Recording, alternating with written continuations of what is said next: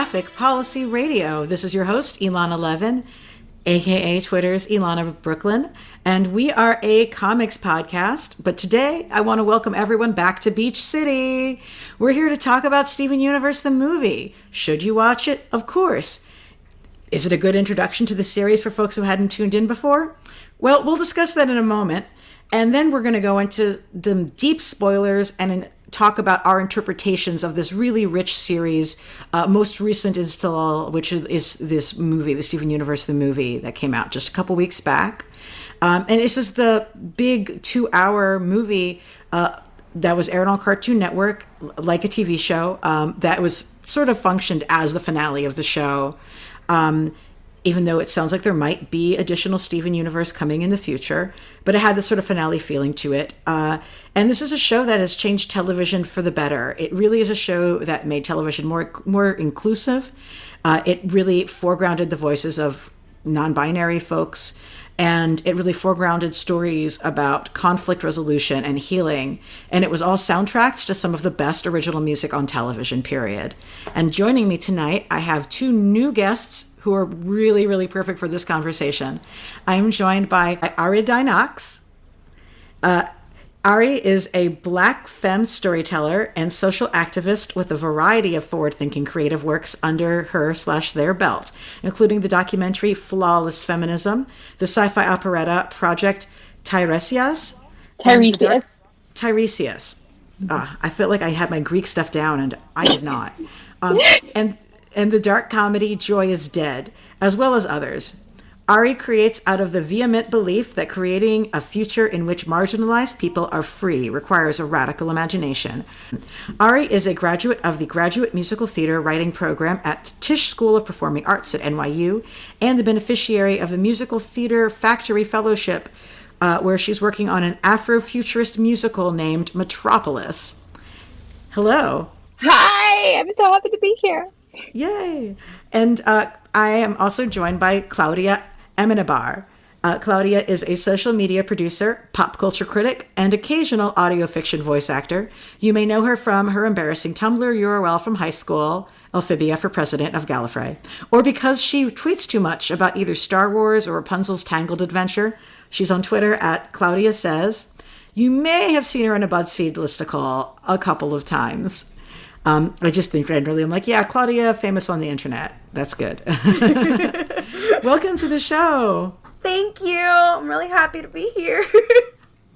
This is a team up that just feels like it was meant to happen. And I believe our powers, we shall now fuse into a gem that is ready to present. What would be our fusion name? Yeah. Oh, that's hard. Need more research. Yes. So I think like I figure folks listening to this are predominantly fans of the show, but I know that there's a lot of people who maybe started the show and didn't keep up, and certainly folks who've been trying to get their friends and family into the show. I'd been telling my mom she needed to watch it, and my mom only now is like, maybe I should start watching it with the movie. What do you guys think about this movie as an entry point for new viewers of the series? No, don't do it. No. I think I so vehemently believe this that when you were like teasing it, I think I mumbled no, like involuntarily. I will say, I think they made it so that, like, if kids picking it up on Cartoon Network watched it, like, there are so many things in the songs and in the plot that, like, rehash things to almost to water it down for kids so that they could watch it. And I think I'm sure there's a long history in animation of doing that in, like, movie events and stuff like that. It's TV special. I think if you just wanted to watch something Steven Universe-y and like one thing, like the movie will make a sort of sense without all of the context of the seasons. But it will ruin the show. Everything else. Like, if you want to watch Steven Universe, though, don't start with this movie. And with the movie, like, there's a real beauty in how they've crafted it chronologically, and the things that they have revealed to us, and when they have revealed to us. And I feel like that with every episode post season 3, really, like, and somewhat retroactively season 1 and season 2, but definitely season 3 on, I feel like, yeah, these kind of stand alone, and you'll be vaguely confused about some stuff, but not enough where you won't enjoy the episode. However, you'll be missing out on one of the great beauties of the show, which is that it's the world building, which is cumulative, and it's just like robbing yourself of that cumulative effect. You know, the one thing I will say is that while I don't think this is the place to start, I do think it's a useful refresher. So if somebody maybe hasn't paid attention to the show for a bit, or, you know, is coming back to it after being gone for a while, I think the way the opening is structured as a reflection of what has happened so far is a good review. But that's what it is. It's a review of what you, it's a, what you, here's what you missed on Glee. Yeah, exactly. Right. Exactly. It's not the place to start. So I think folks are going to still have to tell your friends it's time to dig into the series. I'm sure that there's viewing order posts on the web for people who have to have a more condensed experience. I don't know what they are. I watched the whole thing from the start, every single episode.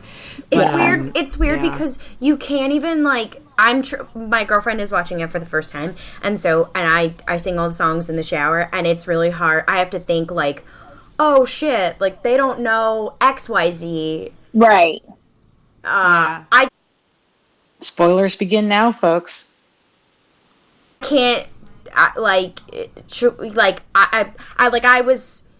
was singing the song with when they get rebooted, and then she goes, oh, this is an amethyst, but they're supposed to be big and strong. And my girlfriend was like, what do you mean? Does that mean amethyst is small? And I was like, oh, shit. Like, it was really, like, there's so many things you forget that, like, so now she has started from the beginning, so now I'm also watching from the beginning with her, and there's so many things where I'm like, oh, they haven't gotten to this yet, that are just baked into the film itself.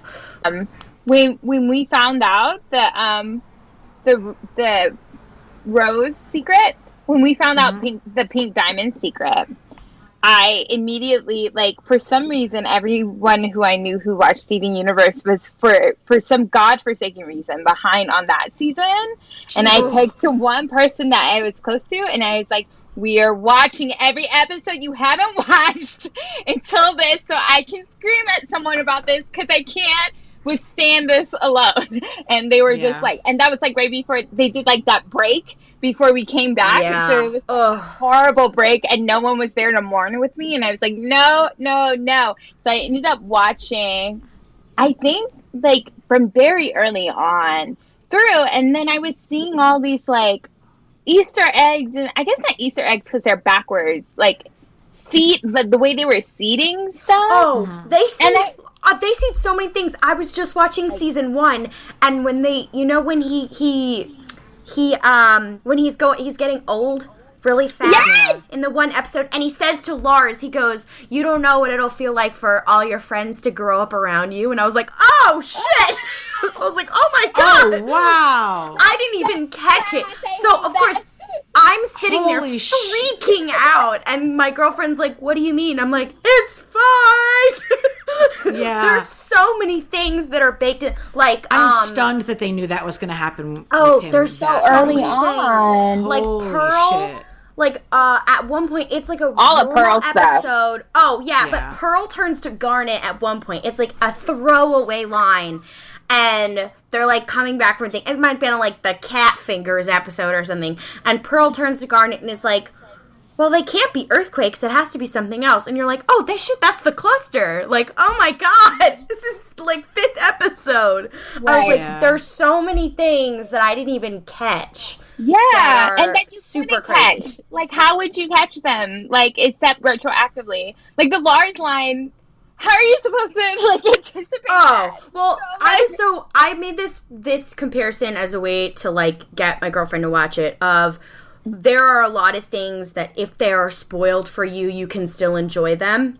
Yeah. But I truly believe that there are 2 things in this world that really, really don't... Please avoid having them spoiled for you, because the reveal is worth the moment. And I think it's the Adventure Zone and Steven Universe. Like, full stop for me. It's so much like the Adventure Zone, because I'm also re-listening to it as she's listening to it, and we don't listen to it a lot because she hates listening to it with me because I just sit there and cry. And I'm like, oh, no, because I know the backstory, like, the re-listen value and the re-watch value on both of them is heartbreaking.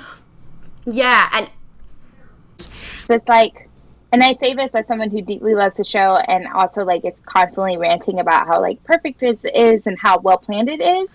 But I feel like the movie was the first time where there were, like, plot holes and, like, things where I was like, oh, this is not as, like, expertly crafted as it usually is. And well, I felt like that's the weakness of a film rather than of television. Right, that's what I'm saying. It's like, it's partly because it was a film instead of the medium that I think it's meant to be in, which is why I was like, I hope the next step is not a theatrical release, because I don't know if it'll hold up as well as it has as a serialized. I think the musical element, like, granted the whole show is technically a musical, but the fact that it was a musical was what made it, you could suspend your disbelief, because musicals are like that all the time. They have crazy plot holes, they don't make sense, you know, they explain shit in a song, you know what I mean? So that was how I was able to. As someone who writes musical, the explaining things in the song was not, like, bothering me. It was like the little things, like,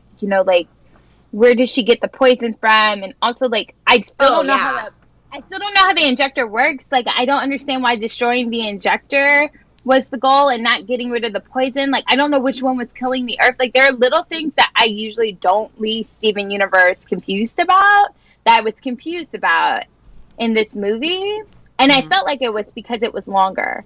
And because there was, like, both more time to tackle it, but because there was so much time, it felt like we almost had too big of a plot, and we didn't get to explain the way that we usually get to explain. But a lot of the plot was taken up by reintroducing us to these characters and sort of showing you their personal history again. That's true. Yeah, which is why I think it was definitely more targeted towards kids in general. Which is fun. Like, for me, it's a kid show. I mean, I see the show is like a spider web, and it has little things that interconnect, and each episode has its own thing, and so it fleshes out this world for us. And I guess television works like that in general. It fleshes out this world for us over a long period of time, and in a movie is when you see the cracks, and that's I mean, this is the conversation people have been having about, like, the Marvel Cinematic Universe, or a TV show or whatever, is like, how do you balance it being serialized when a movie inherently has cracks? And that's just a part of the medium. You know, certain things are sacrificed for it to be 2 hours. But then each of the movies is an episode, so then it brings in that whole thing. And then you have the opposite, which is Game of Thrones, where there shouldn't be any cracks, and yet there are. So it was interesting to see Steven Universe in this different.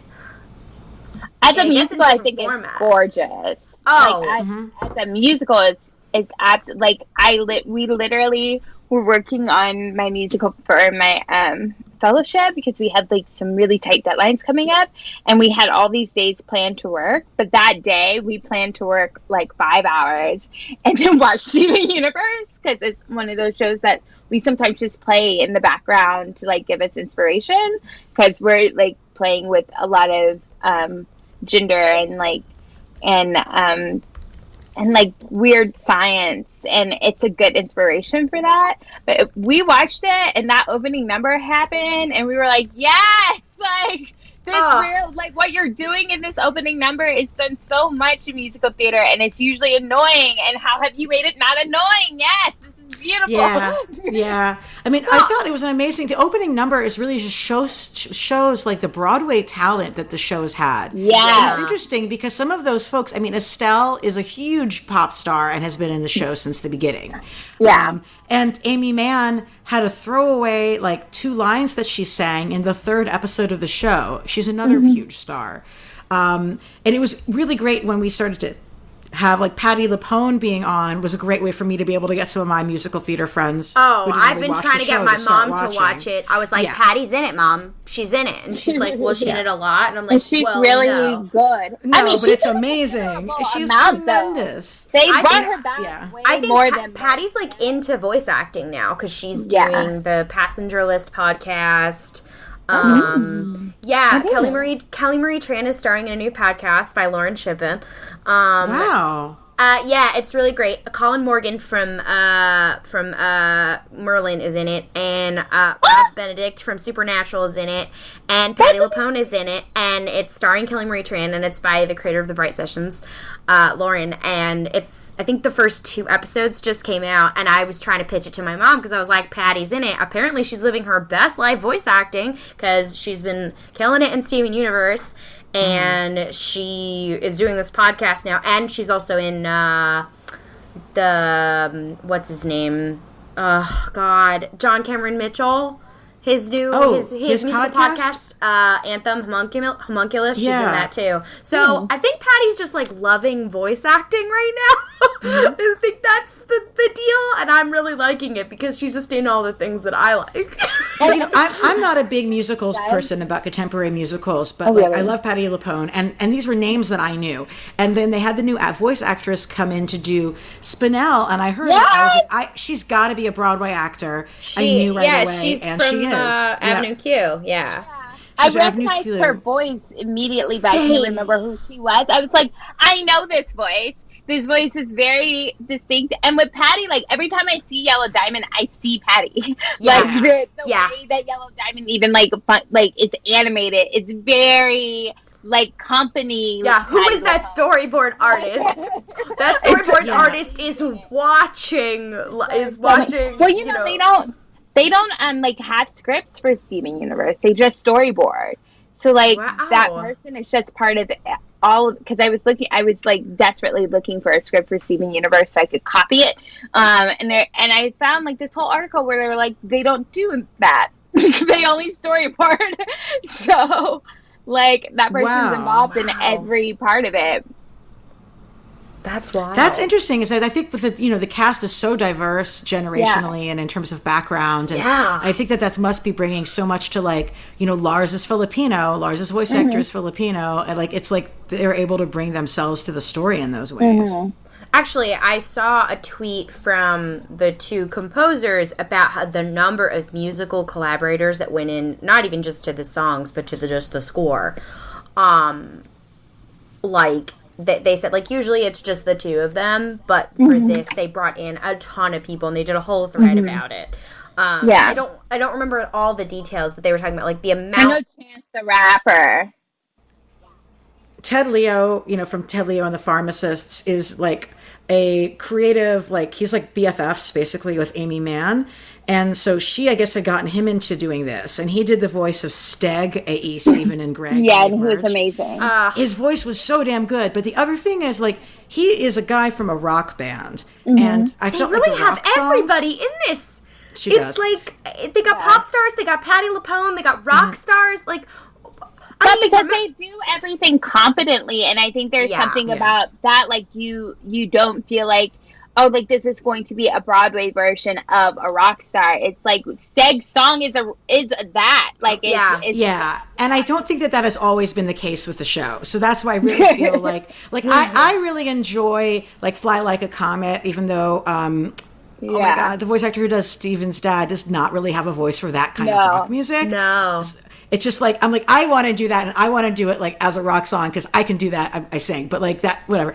But for this, it was like, okay, Ted Leo is singing this wonderfully. There's a guitar solo that's a real guitar solo. It had that additional skill laid into it. Well, I thought the rock songs on this were the best that they've had.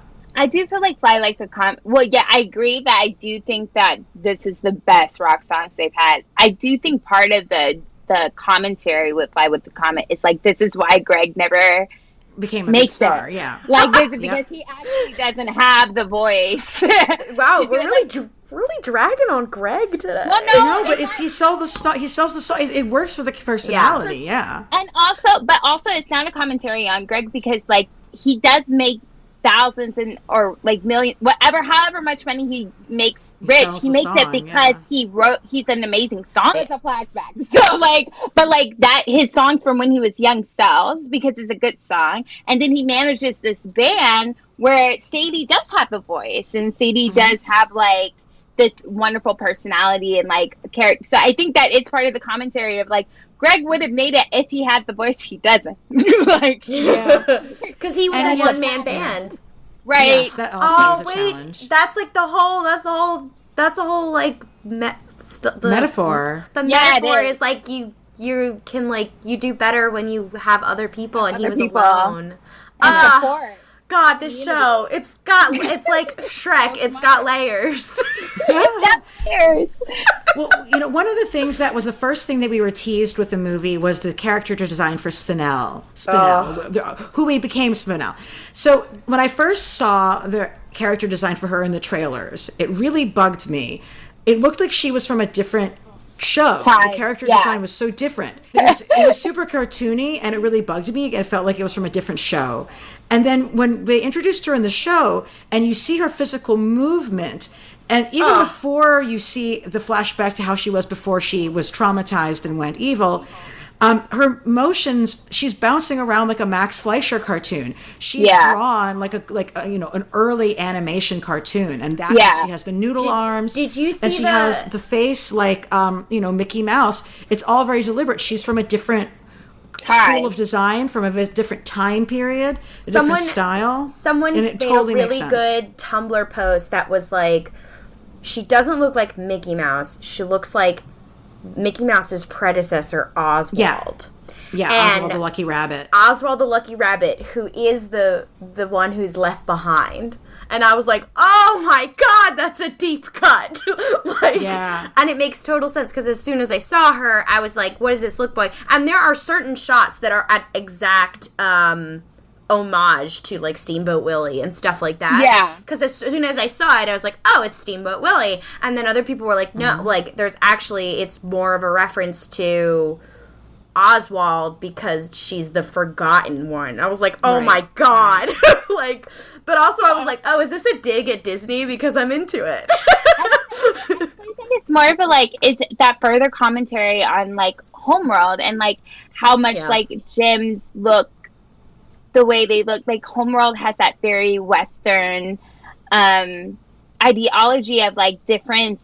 Like the only purpose for difference is for me to be able to tell where you fit into this hierarchy. Like if you have a vagina, I need to know that so I know how to treat you. If you're black, I need to know that so I know how to treat you. And it's the same on Homeworld. It's like, I need to know if you're a ruby so I know how to treat you, because I'm not going to treat you the way I would an amethyst. Like you, like I need to know where you fit into this hierarchy.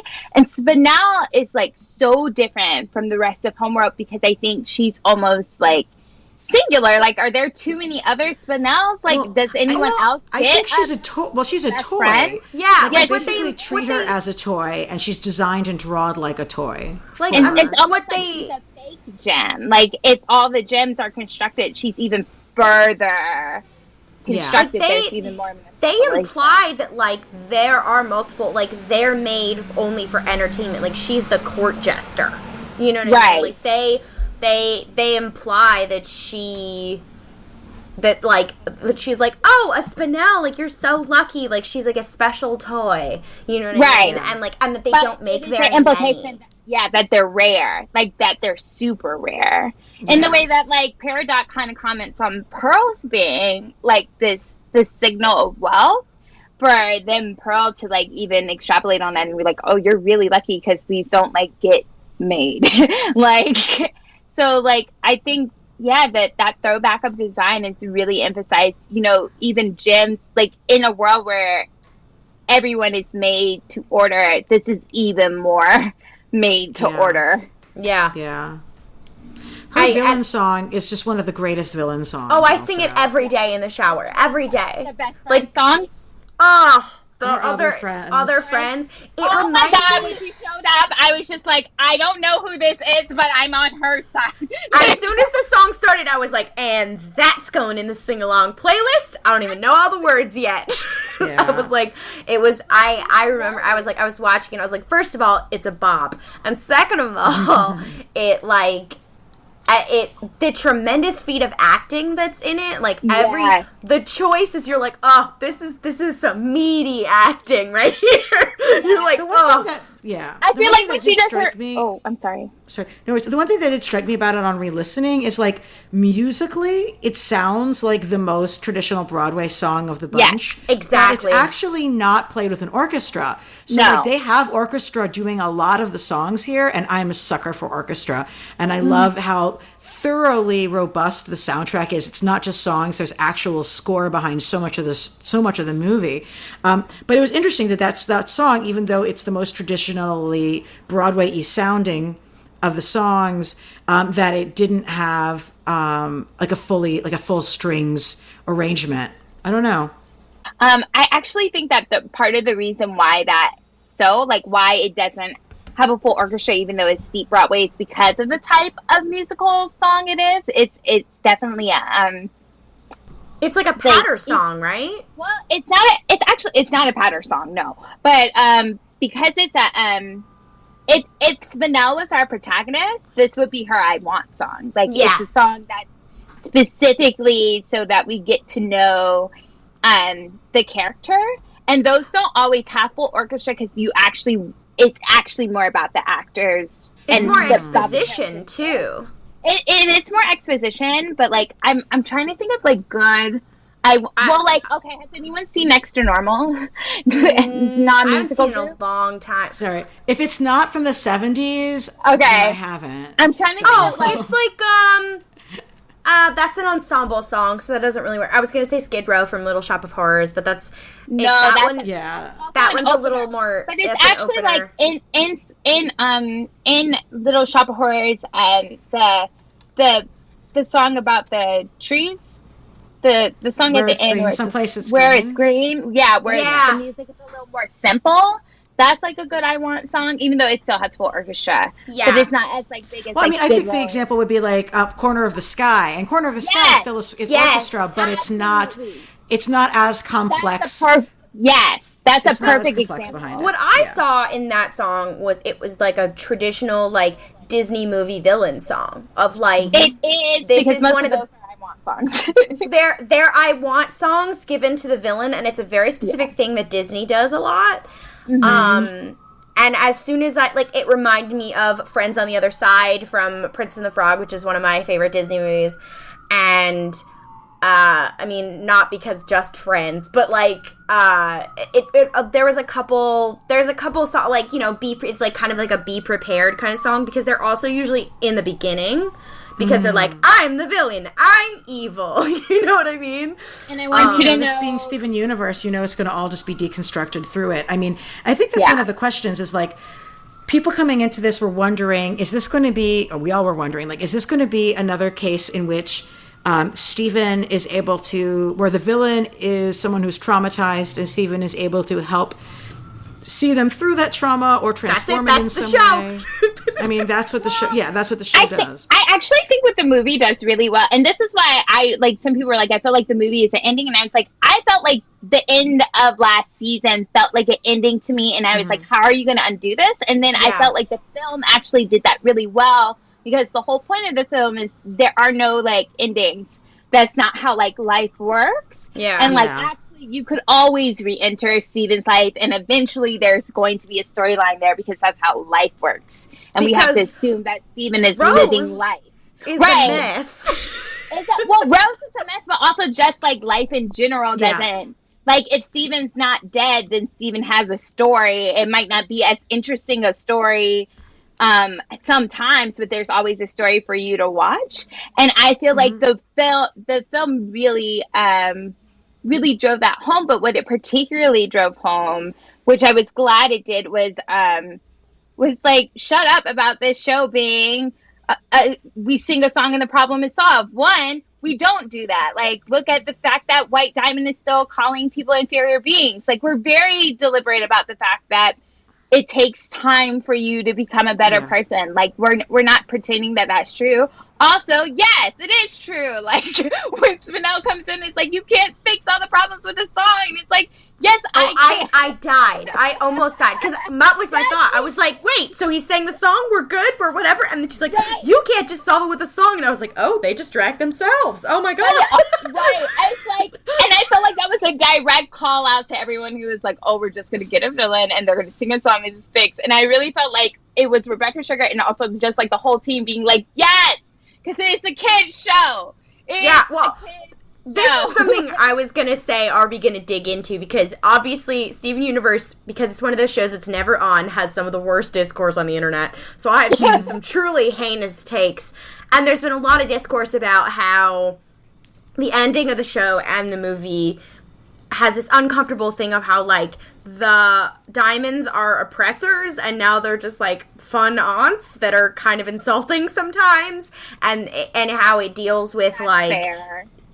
And so, but then there was a lot of people who were like, but the point is that the show is a parable. The show is, it's not supposed to be a direct reflection of life, even though there are a lot of real issues in there. Parallels. It's a parable about how, as a child, you deal with these issues, less than a, here's what would really happen kind of thing, even though those critiques are really valid. And so, like, the discourse has been quite something.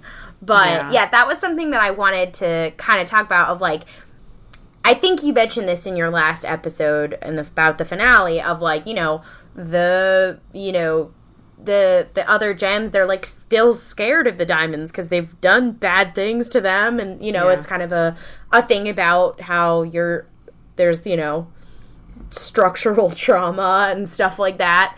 And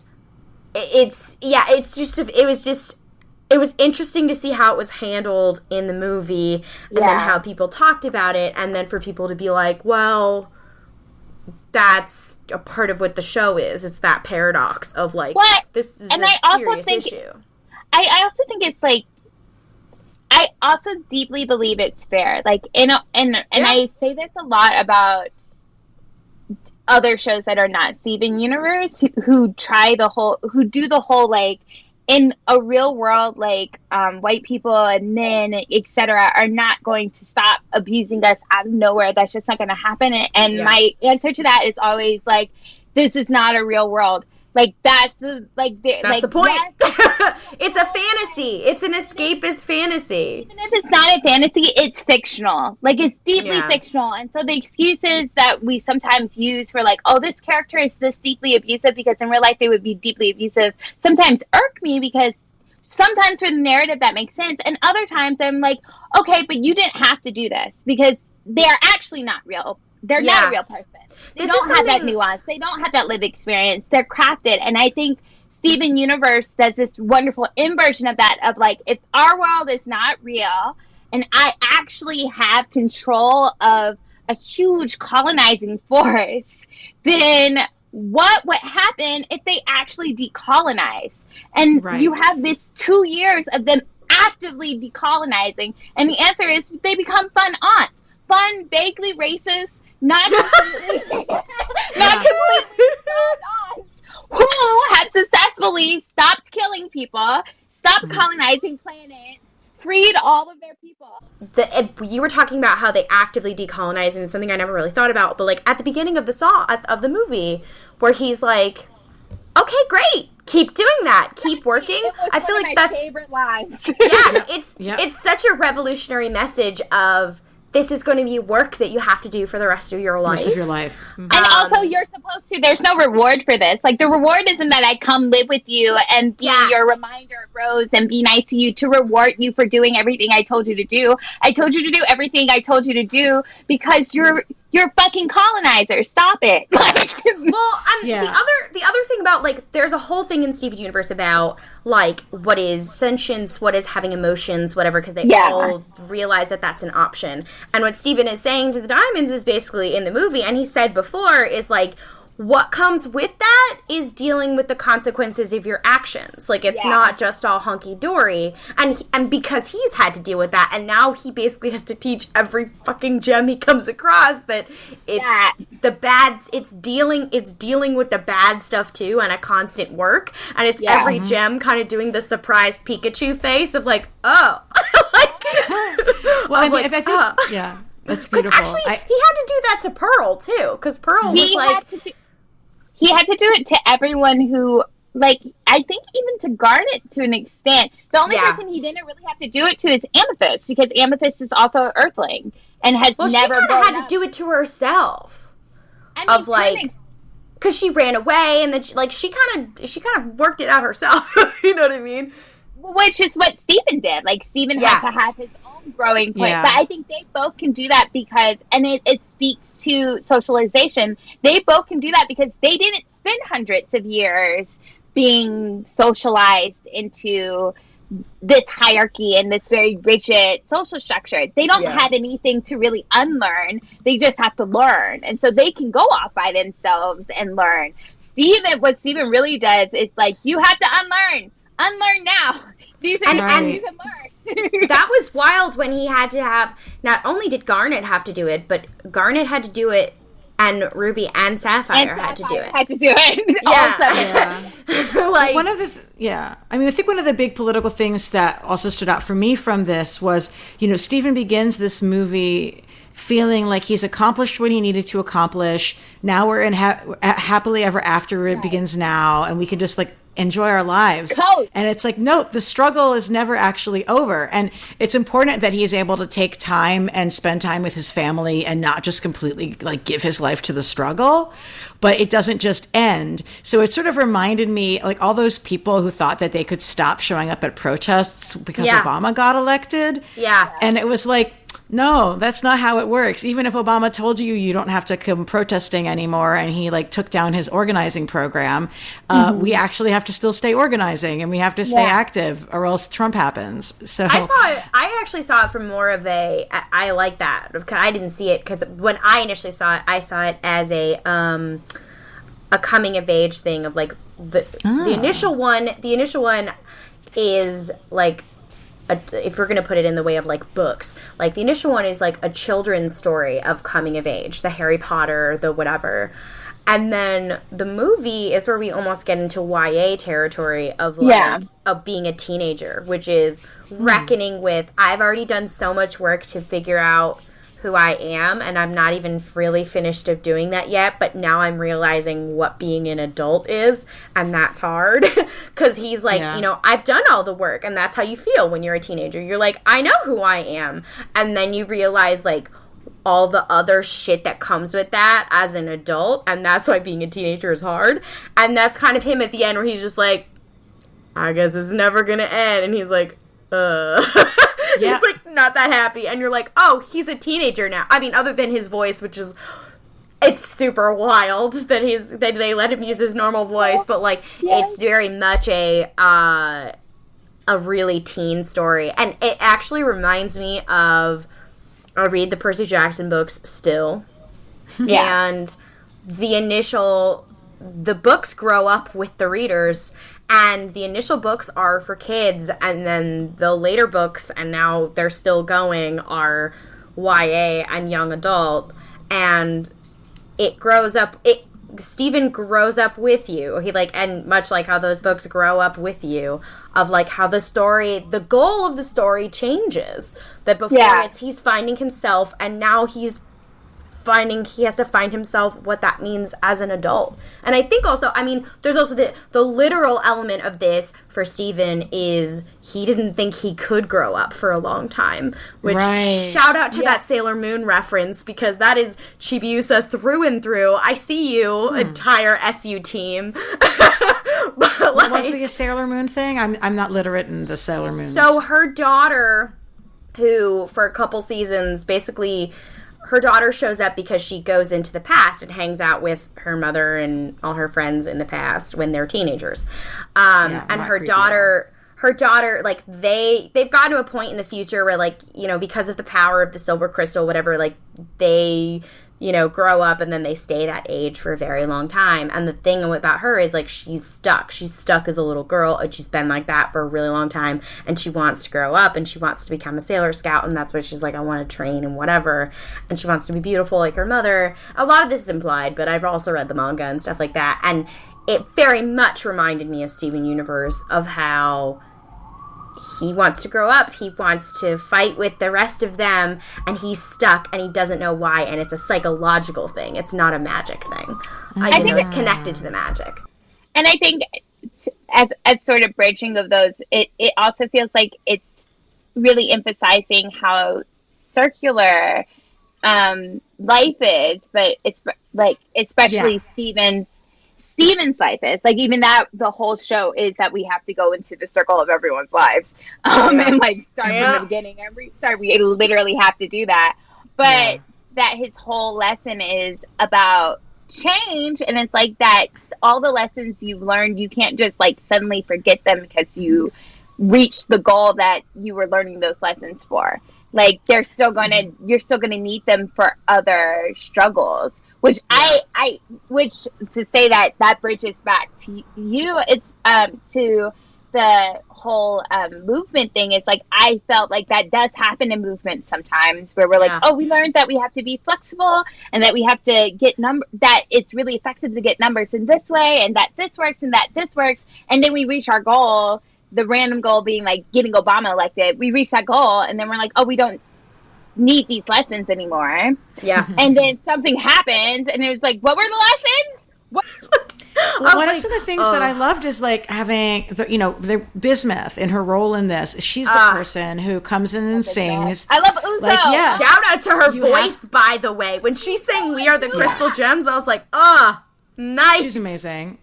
So like she's the one who has to sort of say to Steven, like, ultimately, you're going to have to keep fighting.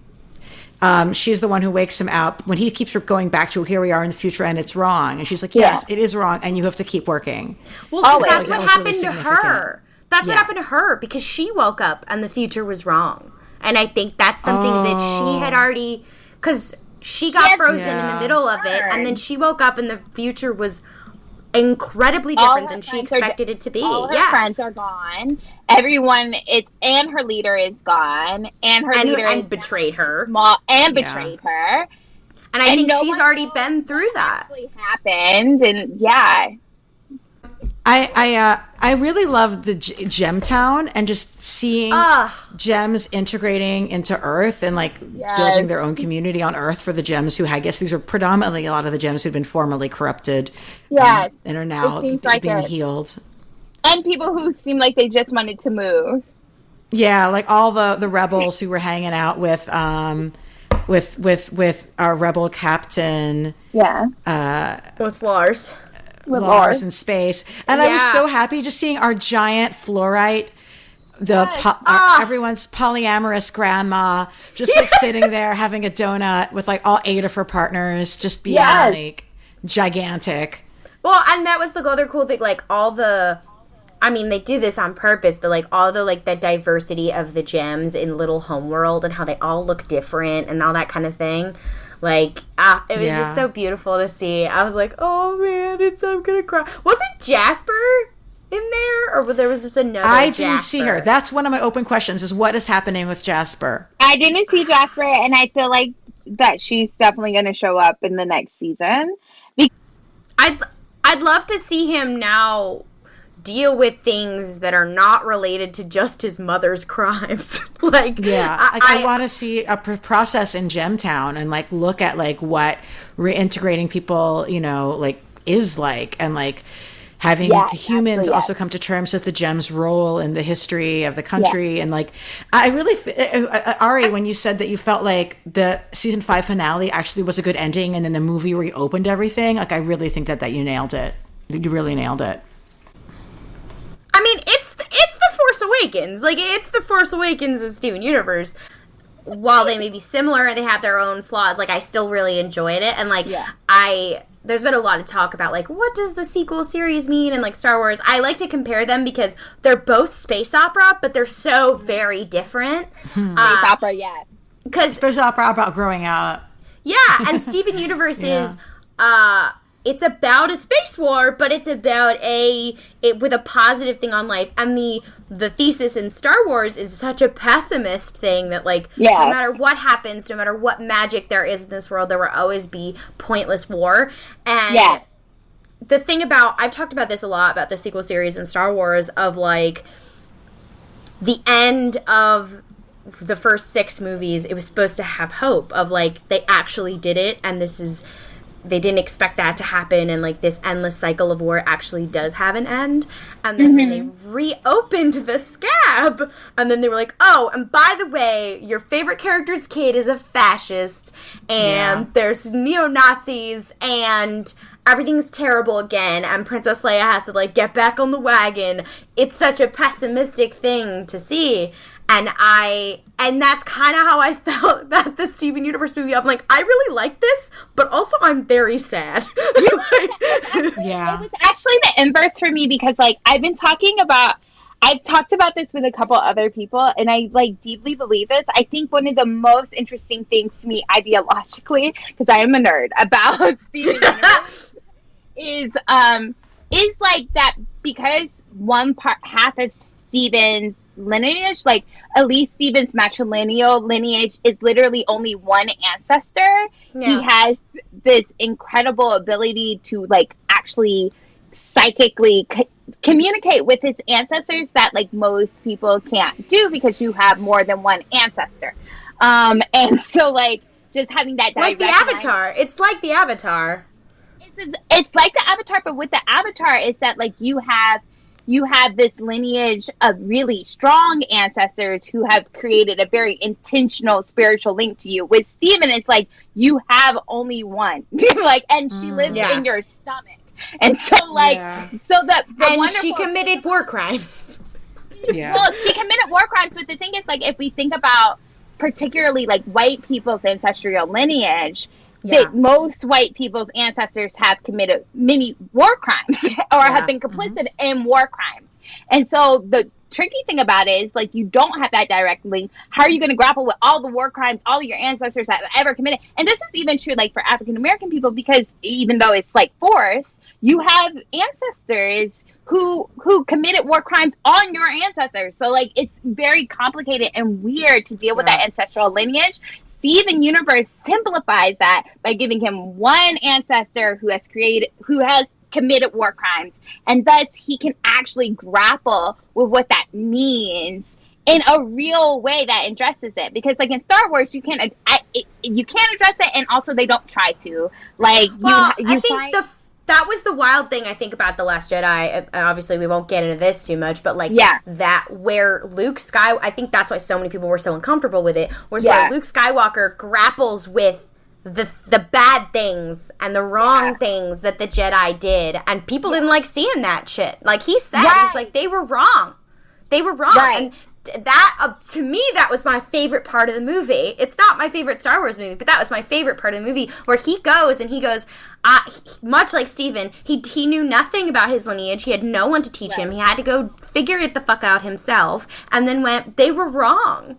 And I don't believe in this, and I feel demoralized.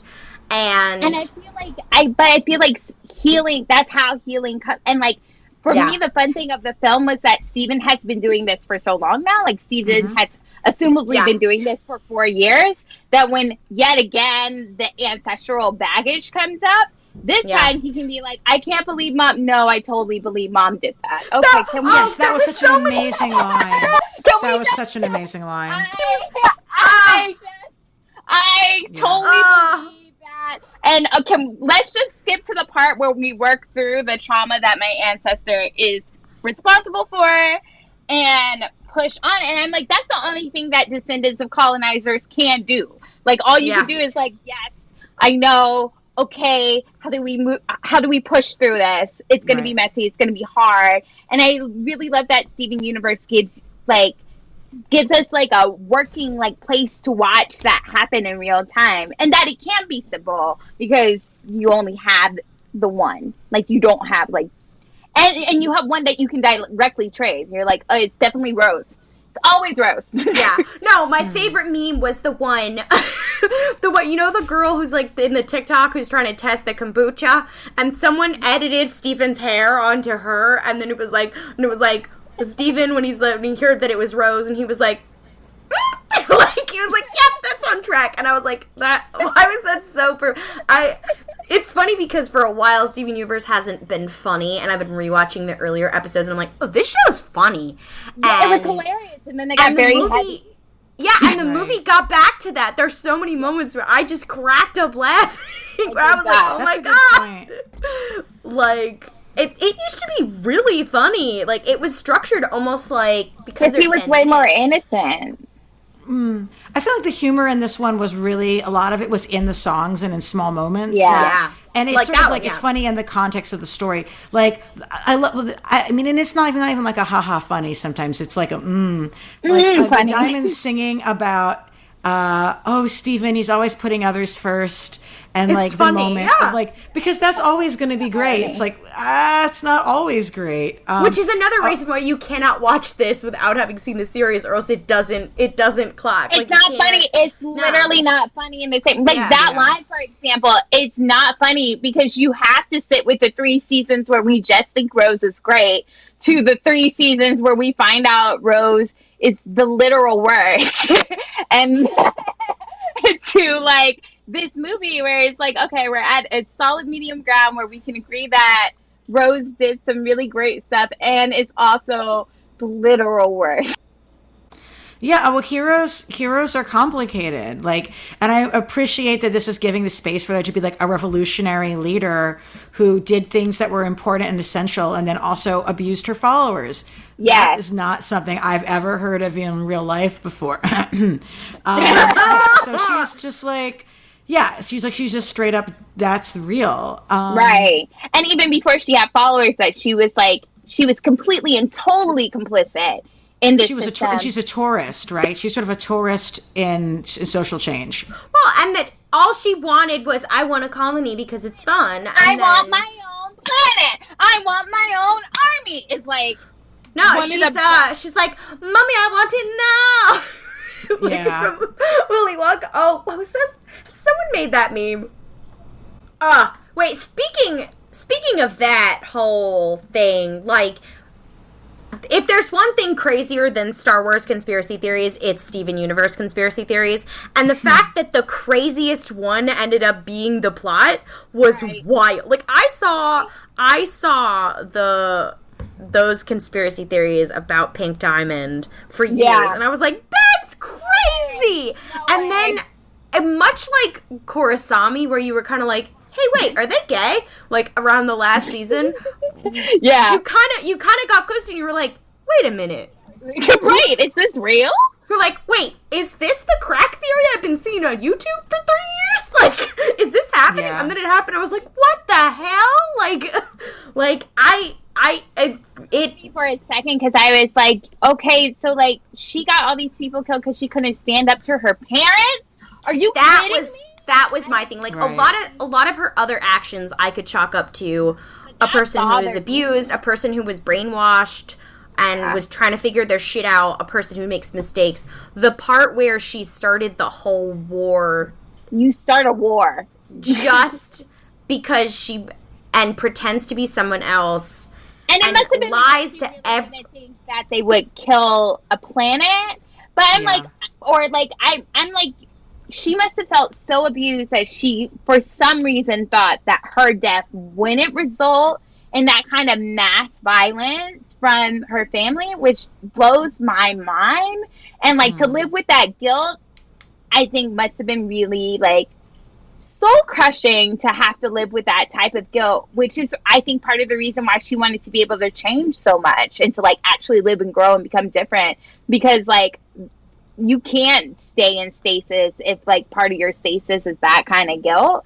But on the other hand, I'm like, I do not care how well-meaning this woman was, this Jim was. Like, no, I'm like, fuck Pink Diamond. I have no sympathy for you. I mean, that's how I feel often about Kylo Ren, where people are like, he was abused. And I'm like, yeah. Shut up. And I'm like, you know what? Other people were abused and they also didn't choose to be a piece of shit. So, yeah.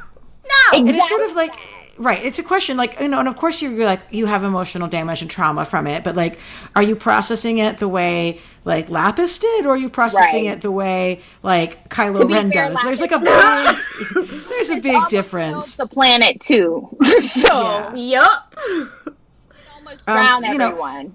So they do tend to have. But the point is that she eventually did listen, and you know what I mean, and yes. And came to empathize with other people. Yeah. And it was, actually ended up sacrificing herself more than necessary. Right. Giving up her freedom with. To really make up for that. Absolutely. So that's one thing. I really do want to see more Peridot and Lapis in the future. Yes. First of all, Lapidot writes. I need to see them fuse. Let's see it happen. I don't know. I think there must be a reason why they're not and I'm going to throw this out there, and they have to pay for another voice actor. Well, no. At this point, I'm not too worried. But I'm going to throw this out there, and I'm okay if people disagree with it. But I think it might also be because this might not be why they're not doing it, but I've been happy about them not fusing because I feel even though all the fusions obviously don't have romantic connotations, that so often we think there is a romantic connotation, and I really don't want them to date, especially since it looks like Steven and Connie are going to be a thing, which I was on, as being someone who's deeply invested in platonic relationships and wanting them so desperately, intimate platonic relationships. I was just come on, don't do this. And now they're setting it up. It's a cartoon. You know it's happening. From the jump. I just watched the episode where he met her, and I was you're just come on, it's his one friend who's a girl, and I mean, they've already fused, and so it's all right, I'll give one heterosexual rights. I'll give one het rights, but right. It's sort of I hope that this is not a thing where this is the only relationship that they. Oh, sorry. I'm sorry. I just sometimes I want friendship to I want you to have a deeply intimate relationship that could result in a fusion and still it be platonic. I just wanted that. But there are several of those on the show. Actually, I mean, again, this is another episode that I just watched. Yeah, is a Peridot and Pearl. Of how they did not start as close, and now they're very close. Yeah, they did, and now they're very close, and they form Opal very easily, and they're. I'm sorry, you don't mean Peridot, you mean Amethyst and Pearl. Sorry, Amethyst. Oh my God, why am I saying Peridot? Yeah. I was like, when did that happen? Peridot and Pearl. No, oh God. But I think I'm sure for Lapis, fusing is something associated with trauma for her because of everything that's happened. My thing with Steven and Connie is just you probably shouldn't get married to the person who you've known since you were 8. I'm just going to be there and say that. I think it'd be beautiful for them to be able to be friends, to college, also Steven. to have relationships with other people, have adult friendships. It's very foregone, and they're very young. We already have an obligatory heterosexual relationship between Lars and Sadie. Come on, we've already ticked the box. Come on. I don't even know if that's what's happened with them either. I think that Lars and Sadie, they're dating. I think they did. They said they are. In the film. I think that was kind of implied. I'm not positive. Oh, really? I feel like they said it at one point in the finale or something. Don't they kiss at one point? I forgot. In this? I don't think so. I mean, no, not in this. Not in this. In the finale. I love the complexity of their relationship when they were on the island, and that was really messed up, and they're manipulating each other. I don't know that they resolved that, actually. I think it was resolved actually by them being apart. I think particularly we see it resolved when Steven comes into the space pirate ship and mentions Sadie, and Lars, who has his whole life now, who isn't in this codependent relationship with Sadie anymore because he literally has to survive, briefly reverts, and then after seeing himself reverse goes, why am I doing this? I am a space pirate now. Am I? No, I'm not doing that. I'm stopping it. And so you kind of see him and Sadie kind of grapple with their problems with codependency away from each other. I would like to see them grapple with it in together. Also see if that plays out when they're together. That's cool. I agree. That would be cool. I guess my Lapidot thing was more I have loved seeing Lapis's growth, and I wanted to see more.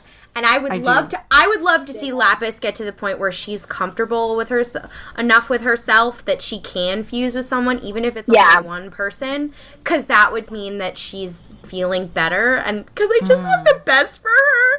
I do too. And I definitely think she's the kind of person, and they kind of hinted at this of like, I don't want to fuse now, but I may want to in the future. But like, really the only person she would want to with is Peridot, because it's the only person she trusts. You know what I mean? And that would be a really cool thing of talking about like that kind of intimacy, even if it wasn't overtly romantic. That being said, they need to turn up the gay some more, but then they're going to get turned off in most countries. So, you know. I don't know. I mean, that's the thing. The main thing I was also really missing from the finale is Mystery Girl. Like, I really need Pearl. Where is Miss And I Pearl? also felt like the way that Pearl's story with Rose is retold in the opening made it feel more heterosexual than it was. Yeah, and I understand in the gloss of like you're giving this 10 seconds before we move on to the next part of the song, like that's what that is. But then we see her whole thing again when she does the whole song and then becomes Opal. The sex song.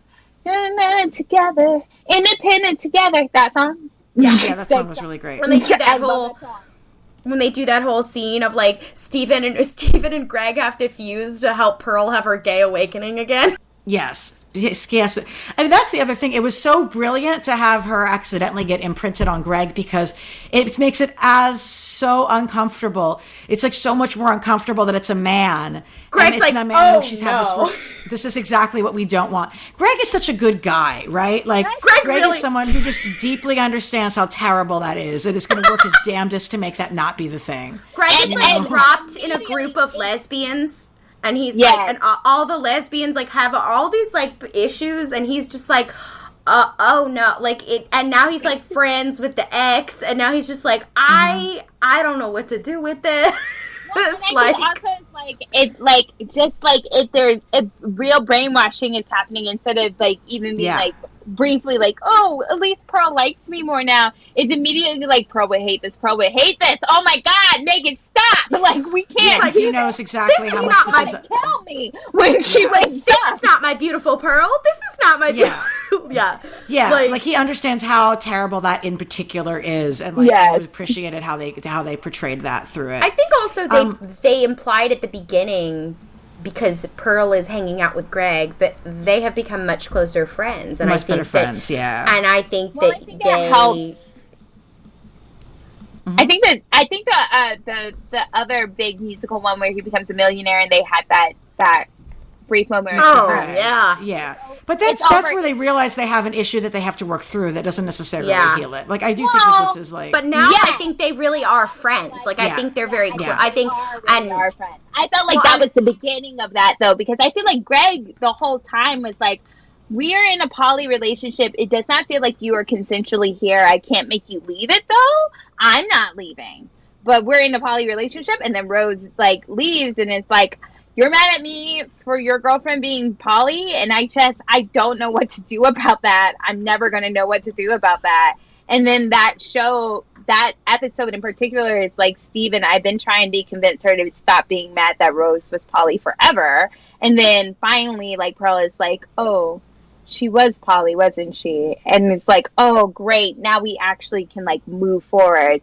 And this film felt like, okay, from there to here, we could move forward. Once they moved past that, I think, and they hinted at this a little bit in the movie at the beginning of, like, she hangs out with Pearl hangs out with Greg, and that she likes music now and whatever, that, like, Greg offers her a kind of freedom as a friend and in his personality and the things that he likes that Rose could never offer her. And I think when we were talking about platonic relationships, I feel like that is one of the most beautiful things of how, like, she really thought everything she needed was in her devotion to Rose, and in, like, having platonic friendships with normal ass people like Greg, where Greg's like, you know, we'll play music, and where he's really accepting. He's like, she says the word wrong, it doesn't matter.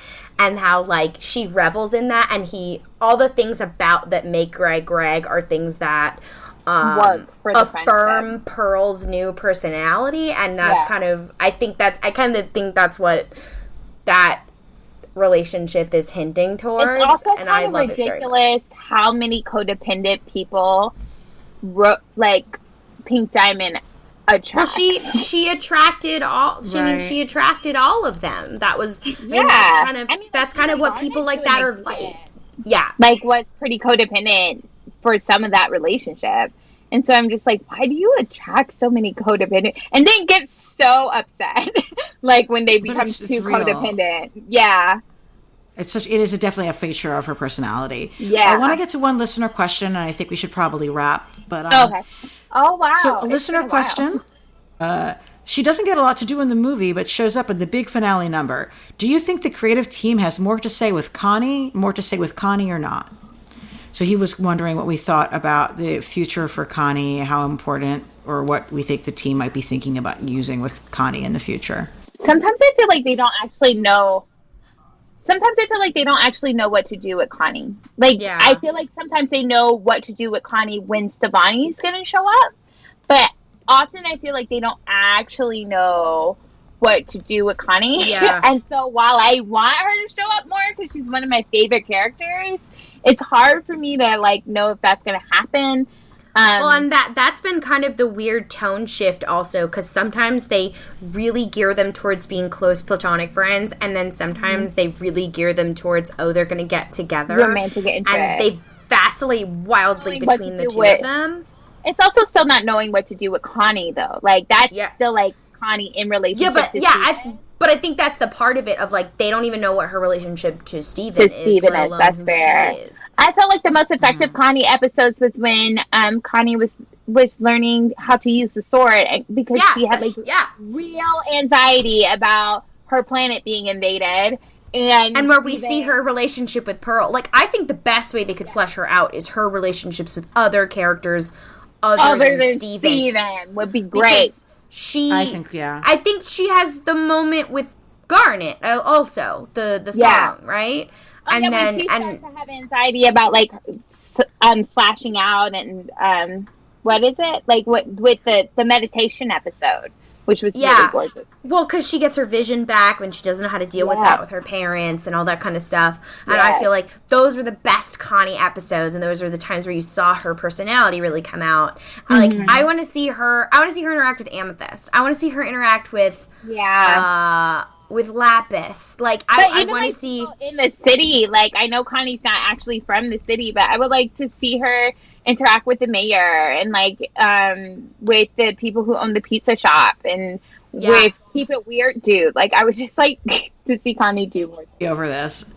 So I guess my last question for folks would just sort of be especially from to you, Ari, from the standpoint of a musical theater person, do you feel like this was a well constructed musical theater movie? Oh, this is really complicated, actually. That's a hard question. It's a really hard question. I will say that, okay, so here's the thing. I can hear that there are multiple composers on it, which is not it, which I'm going to call the SpongeBob effect. And that's not necessarily, bad, but it does, the score is less cohesive than it would be if you didn't have 12 people writing the score. So which I think they did on purpose. I feel like they did it on purpose. They wanted different styles. I think the benefit of it not being a stage musical or even a movie musical that's just supposed to be a movie musical and it being an extended television special musical is that you don't want a cohesive score. You want to show off as many sounds as possible, which is why I said the question is complicated because it's not trying to be a Broadway musical or even a West Side Story musical or anything like that. It's trying to be a TV special musical. And in that vein, yes, it's a very good TV special musical, and I think it's really wonderful. If I was holding it up to the standards of other musicals, I would say that sometimes the lyrical dexterity is not the best. Independent Together is an amazing rock song. It's not a good musical theater song. It changes its mind about what it is too many times to pass that test. But it's an amazing rock song, and if it was an amazing rock song, it wouldn't work for that moment. So that's a tricky thing about that question. I loved almost all. I don't think I disliked any of the songs. I played many of them over and over because it's on Spotify. Yeah. And like Spinell's Villain song is just a good musical song, period. Like, and even Drift Away is a really good musical song. But like the Diamond song, it's a great like filler song, but I don't think it's actually a really good musical song. But I don't think the show would work without that song, especially the way it comes back in at the end. So yeah, in that way, it's like, it's complicated. I don't think they were trying to be a stage musical, though. I like, people are like, oh, I think Steven Universe would be great on stage, and I'm like, no. The kind of motion. Yeah. Well, it's saying, I thought Sailor Moon wouldn't be good on stage, and then they had video of them doing it on stage, and it's quite good. So, like, I'm just like, someone prove me wrong. Like, someone please prove me wrong. But we forget that Sailor Moon was originally in print. Sailor Moon was originally a comic. I don't actually think that helps. I think most novels that are adapted for musical theater, it's much harder to adapt a novel for musical theater, in my opinion, than it is to adapt like a movie. Because you have to make it visual and dialoguable, and like it's very difficult. The thing for me about, because I'm a connoisseur of Sailor Moon, is like the difference with Steven Universe is that a lot of the feeling and a lot of the aesthetic is a part of the way that the show has really mastered animation as a medium. Absolutely. And so when you take it out of that, it would be different. And I don't know if it would be successfully different or unsuccessfully different, which is why I'm like, someone might be able to prove me wrong.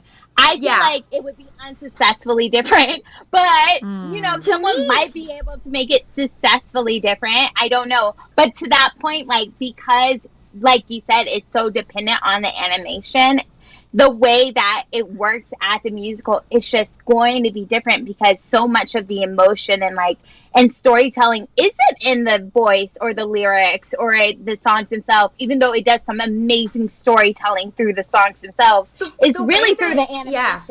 Like, even Independent Together, the thing that tells the story is the fusions. That Seg happens, and then Opal happens, and then that beautiful animation where we go through Pearl's story happens. Like, Independent Together wouldn't work as a narrative device without that animation.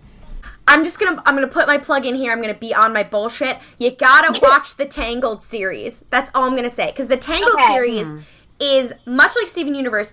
It has a song in almost every episode, probably more than Steven Universe. It brings back all the original voice actors, and it has new songs by Alan Menken, some of which are better than in the movie. I think the animation is also better than in the movie. It starts with a TV movie called Tangled Before Ever After. It's really good. Disney threw it under the bus, so the first season was called Tangled the Series, and then the second and the third are called Rapunzel's Tangled Adventure. It's very complicated because Disney... Oh, I don't like that. Why? Disney threw this shit under the bus, and it much like Steven Universe, it has all these like fun lessons for kids, and then it gets dark as hell. Like, they get quickly. Like, there's, like, the incantation that she sings in the movie? Yeah. They do a dark version in a minor key, and it's very, very frightening. And it's extremely, extremely good, but I think a part of it is they really take what is a strong part of animation, and they play that up. But what it reminded me of in the Steven Universe movie is how they're using that format for television, and we're starting to see musicals in television as more of a thing, like really strong things like Crazy Ex-Girlfriend and stuff like that. And so, like, if you want to explore like this whole thing that we're talking about, like this whole thing that we're talking about of like how musicals are different for television versus for a film or on stage. I would recommend Rapunzel's Tangled Adventure because, much like Steven Universe, they do things where they hash out like really complicated, emotional, complex things in songs and stuff like that. And it has a very Steven Universe vibe, but there's probably people who worked on both shows. or something like that. But anyways, that was kind of the point I was thinking of when you were talking about like what does it mean for it to be for television. Yeah, I mean, I think that Thank you. and I'm going to do this very briefly because I know we have to wrap up. But I think, like, I'm, as someone who works across mediums, and I love musicals, and that's, like, definitely the big thing I'm doing right now, but I've always worked across mediums, is that I think every medium has its strong suit. And even when we're borrowing from each other, there's something about the medium. And I feel like animation is different from film. It's, like, different. Like, there's going to be fundamental differences from live action versus, like, animation. And Steven Universe has always really leaned into the strengths of animation and made it, like, a core part of the show, which is why it works so well. And, like, leaned into the 10-minute thing. The thing I always say to people when I try to explain what it feels like to watch Steven Universe, and, like, it's almost more like a video game than a cartoon. Yes. And it's like if you were watching all the cutscenes of a video game, and it takes like everything from every RPG down to the music and the way that the characters almost scroll like in profile, or at least Steven does, and there's so much taken from video games. But also from like even more than animation that they put in there that makes it work in a narrative way that not a lot of animation does. Absolutely, but it also does film stuff, and then also in that random film stuff that makes you remember that it's also like that it's working within a filmic language, like it's communicating. Well, that's why the environment that I was talking about, like the not just the visual aesthetic, but the way the music interacts with the visual aesthetic, or whatever. The way that they're so tightly interlocked reminded me so much of video games in a way that is like, it's that kind of like, I don't know, tight kind of storytelling that really only happens in video games, because in video games it's all about what experience are we giving the player, right? Not as much of how are we telling the story. And Steven Universe does both at the same time. It's like 4D almost in the way. I don't know how else to explain it. But anyway, this show is really good. Yes, it is. It's just thank you both. Okay, yes. I think we can definitely agree with that. But yeah, I'm glad to talk about the medium with people. I think it's really valuable. So, folks, where can our listeners check out more of your work? Claudia? More of my work. I am mostly on Twitter at KALUDIA says. It's an old nickname. Or you could just look at me up with Claudia with a K, Amenabar. If you type in like Claudia with a K and then A, I will come up. I write reviews sometimes. I do voice acting sometimes. I'm in an upcoming project that I can't talk that much about, but that I'm very excited about because it's a very meta kind of thing. I do some voice acting. But yeah, most of the time I just am on Twitter yelling about Tangled. So it's a good show. Everyone needs to watch it. And Ari, where can our listeners check out more of your work? I'm at AriDy Nox and everything. So AriDyNox on both Twitter and Instagram, which are where I mainly post. And then also the musical that I'm working on right now with my fellowship. Metropolis has an Instagram called The Fari Chronicles. So THEFARI Chronicles. And it's pretty sparse right now, but we're going to be posting updates, and a lot of exciting things are coming up for that musical, and my life is going to be really tied to that. So it's just a good place to follow.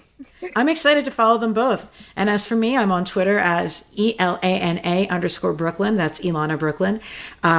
Graphic Policy. Of course, we have got your comics news and reviews. We are on every platform as Graphic Policy. We're on Spotify, Stitcher, SoundCloud, iTunes, you name it. I was just at New York Comic Con where I was on 2 panels, one of which was actually recorded for the Jack Kirby Museum's website. It's the Women of Jack Kirby panel, and you can check that out on their YouTube channel. And that was a panel with myself as the moderator, Cecil Castellucci and Adriana Melo, who are the creative team on the recent Female Furies miniseries, Heidi McDonald, editor of Comics Beat. She actually had someone do a write-up for Comic Speech, so you can read all about the panel there. There also joining me are Meg Downey, who's an awesome critic and a huge Kirby geek, and Jay Justice, who's a great cosplayer. So it's us talking about how we got into Jack Kirby's work, what about the female characters in his stories are so just compelling after all of these years, what are the challenges we've had engaging with it over time, and why we stuck through it, because it's just so darn brilliant. And I am also interviewed along with actual comics legends like Mike Royer and Mark Evanier, Tom King, in a 2-part series for Sci-Fi Wire called Behind the Panels, Jack Kirby's Fourth World. Those are on Sci-Fi Wire's website and YouTube, etc. And you can hear me talking about Jack Kirby as part of the New York History Walking Tour that the Jack Kirby Museum ran, and hear comics luminaries who actually worked with Jack weighing in on the significance of the Fourth World series. So check that out too. As well. So thank you all for joining me again at Beach City. Thanks for inviting us. Thank you for having us. And keep it geeky.